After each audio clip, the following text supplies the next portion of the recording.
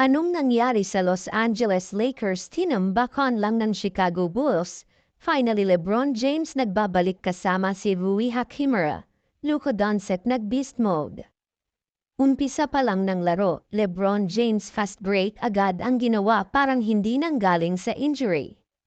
Jackson Hayes back-to-back dunk naman ang ginawa mula sa assist ni Luka Doncic at ni LeBron James. Naghalimaw naman si Luka Doncic kasama ang sidestep nitong ginawa. Kaya lang tinumbasan lahat yan ni Kobe White sa 5-on-5 sa field.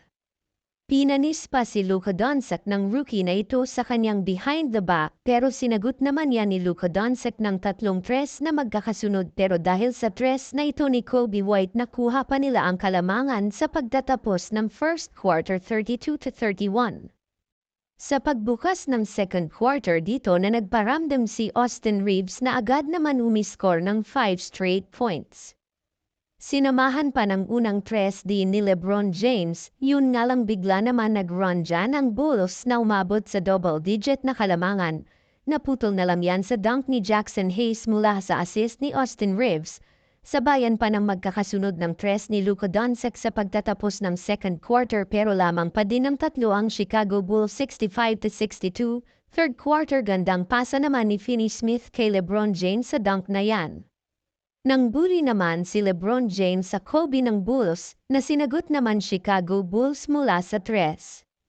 Bawat tira ng Bulls sa labas pumapasok, kaya naman dito na beast mode si Luka Doncic, tinulak niya si Josh Giddey.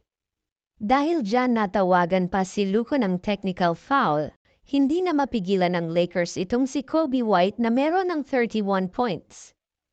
Kaya naman lamang ang Chicago Bulls ng 15 points sa pagtatapos ng third quarter 104-89.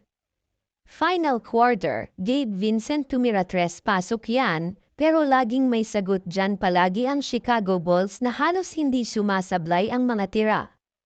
Pero nakakamangha ang ginawa ni Josh Giddey na halos mag-quadruple na sa larong niya ngayon na may 15 points, 10 rebound, 17 assist at 8 steal.